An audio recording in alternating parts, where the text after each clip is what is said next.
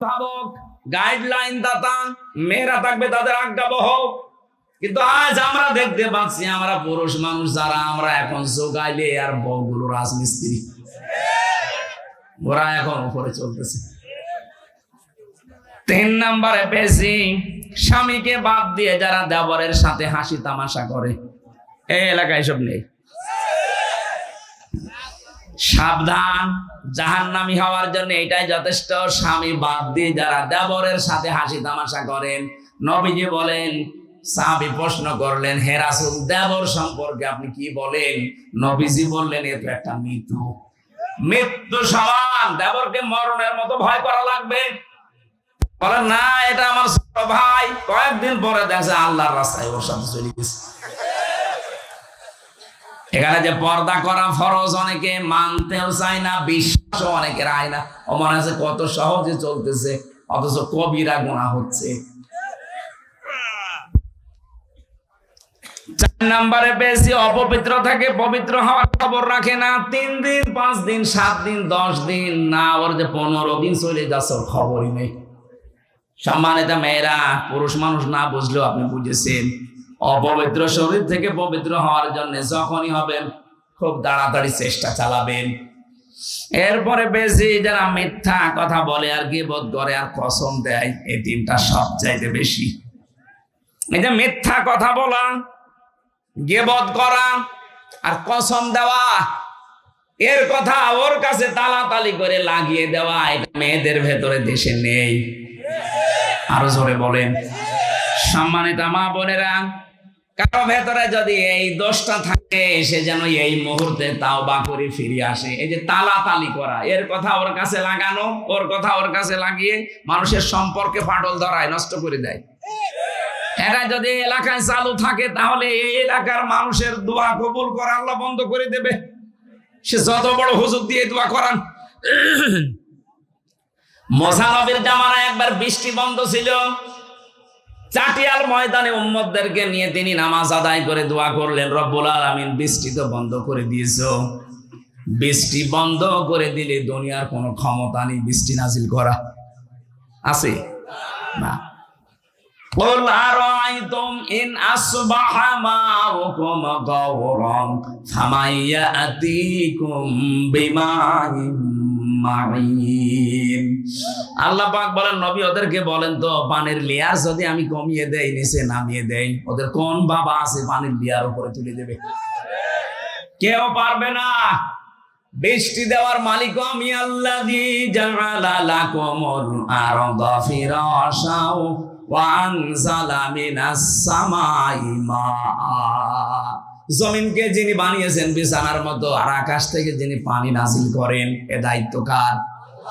আকাশের পানি যেহেতু বন্ধ হয়ে গেছে, আমার তো কষ্ট হচ্ছে, কিন্তু এইগুলো তো আমার উম্মত, কিন্তু তোমার তো বান্দা।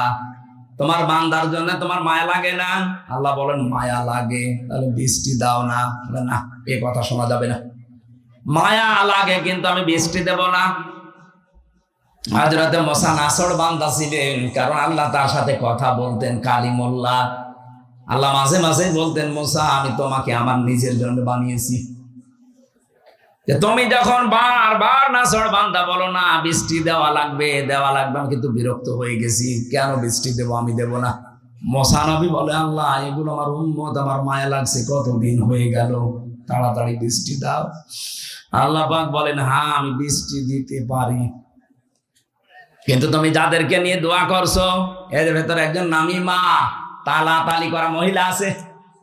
এই মহিলা যতক্ষণ বের হয়ে না যাবে, তুমি মুসা নবী হওয়ার পরও তোমাদের দোয়া আমি ফেরত দিয়ে দেব, কবুল করব না।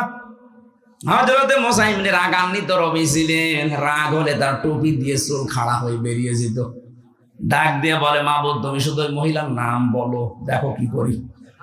না, আমি নিজেই মানুষের নাম ধরতে নিষেধ করি, আর এখন আমি নিজে নাম ধরবা, তুমি অপমান করবা তারে।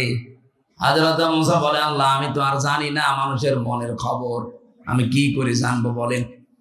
আল্লাহ পাক একটা বুদ্ধি দিলেন, কাজ করো, চাটিয়াল ময়দানে গিয়ে উম্মতদেরকে তওবা করাও। ওরা যদি খাস নিয়তে তওবা করতে পারে, আমি আল্লাহ ওদেরকে মাফ করে বৃষ্টি দিতে পারি। মুসা নবী এসে ডাক দিলেন, আমার উম্মতেরা, এখানে একজন মহিলা আছে তালাতালি করা, মানুষের কথা লাগিয়ে বেড়ায়, কিন্তু কে আছে এটা আমি জানি না, তবে আছে। সে যতক্ষণ এখানে থাকবে কারো দোয়া কবুল হবে না, দয়া করে সে যেন বেরিয়ে যায়। অথবা আমি এখন তাওবা করছি, আমার সাথে সবাই যেন মিলে তাওবা করে। তিনি তাওবা পড়ালেন। তাওবা মানে আমাদের মতো যে আস্তাগফিরুল্লাহ রাব্বি মিন কুল্লি যামবি না, আমরা তো এটা বাক্য পেয়েছি, চামড়ার মুখ পেয়েছি, অহরহ বলতে থাকছি, কিন্তু তাওবা আর ইস্তেগফার এক জিনিস না। আপনি ইস্তেগফার পড়েন সব সময়, আস্তাগফিরুল্লাহ আস্তাগফিরুল্লাহ আস্তাগফিরুল্লাহ পড়তে থাকেন, আপনার জীবনের গুনাহগুলো মাফ হবে। ওইটা যেটা আল্লাহর সাথে সম্পর্কিত। কথা বুঝতেছেন না? আপনি বলছেন না। তাওবা আর ইস্তেগফার এক জিনিস না, দুইটার অক্ষরও এক না। তাওবার ভেতরে যে কয়টা অক্ষর আছে, ইস্তেগফারের ভেতরে ওই অক্ষরগুলো নেই। কথা বোঝেন তো? তাহলে আমরা সব সময় যদি ইস্তেগফার করি, যেমন আস্তাগফিরুল্লাহ, এটা করলে গুনাহ মাফ হবে। কোন গুনাহ? এটা ক্লাস চলছে। কোন গুনাহ মাফ হবে? আল্লাহর সাথে যেগুলো সম্পর্কিত। আপনি নামাজ পড়েননি, হয়তো আল্লাহ মাফ করে দিলে দিতে পারে, না শাস্তি দিলেও দিতে পারে। রোজা রাখেননি, এটা আল্লাহর সাথে সম্পর্কিত। হজ ফরজ ছিল, হজ করেননি, এটা আল্লাহর সাথে সম্পর্কিত। কিন্তু বান্দার সাথে যেটা সম্পর্কিত, ওইটা আপনার আস্তাগফিরুল্লাহ মাফ হবে না। কথা বলেন না কেন? ওটা যদি তাওবা করেন মাফ হবে, কিন্তু তাওবার নিয়ম হচ্ছে অপরাধ যার কাছে, স্বীকার করবেন তার কাছে। এই 15.5 বছরে আপনি যার যার ক্ষতি করেছেন, কাউকে মিথ্যা মামলা দিয়ে, মিথ্যা সাক্ষী দিয়ে জীবনটা নষ্ট করে দিয়েছেন। কথা বলেন। এই যে আমার এই 3 বছর নষ্ট করে দিলেন। আমার বাবার প্রায় 30 থেকে 32 লাখ টাকা আপনি নিয়েছেন এই 3 বছরে। কত মানুষকে গুম করেছেন, খুন করেছেন, আয়না ঘরে রেখেছেন। আয়না ঘরের ভেতরে কিছু মানুষকে আমি তো নিয়েছিলাম 10 দিন, দেখেছি এত বড় বড় নখ হয়ে গেছে মানুষের, চুল দাড়ি গপ মনে হচ্ছে জঙ্গল থেকে বেরিয়ে আসতেছে। আমরা যখন রিমান্ড শেষ করে নিয়ে যেত, রাতের বেলা দেখতাম এই নখ, এত বড় বড় নখ দিয়ে দেওয়ালের সাথে খুশিয়ে খুশিয়ে লিখেছে যে ভাই এই নাম্বারটা একটু বাইরে জানাবেন যে আমি বেশি আছি।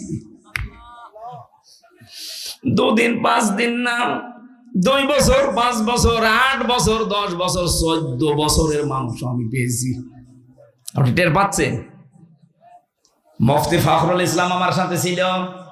উনি এসে আমারে বলতো, হামজা ভাই আপনার সাথে কি করেছে আমি জানি না, তবে আমার এই পায়ের ভেতর দিয়ে এভাবে হাত ভরে দিয়েছে, এভাবে হাত দিয়ে সামনে যে লোহার ব্যারিকেড দেওয়া, ওর সাথে হাত হ্যান্ডকাপ দিয়ে লাগিয়ে দিয়েছে। আরে ভাই এভাবে 2 মিনিট 5 মিনিট 1 ঘন্টা রাখলেই তো মাথা ব্যথা হয়ে যায়। বছরের পর বছর মাত্র 1.5 থেকে 2 মিনিট সময় দিত টয়লেট করার জন্য। সকালে কয়েকটা পচা ছোলা দিয়ে যেত, দুপুরে 1 বাটি খাবার দিয়েছে, মনে হচ্ছে কেউ মাখিয়ে রেখে গেছে, পারলে খান না পারলে ফেলে দেন। এভাবে 8 বছর 10 বছর 14 বছর আমি পেয়েছিলাম মানুষকে। যখনই ওই দেওয়ালের ওইটা পড়তাম যে ভাই যদি বাইরে যেতে পারেন এই নাম্বারটা একটু জানাবেন যে আমি বেশি আছি।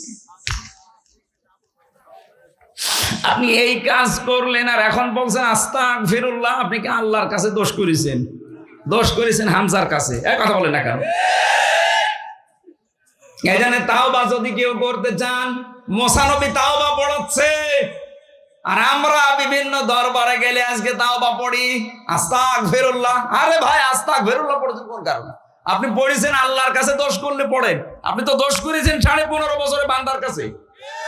আপনার কারণে এই মানুষগুলো, হাজারো মানুষ ব্যবসা করতে পারে না, গাছতলায় বাসতলায় ধানের খেতে সময় কাটিয়ে যায় পারে না।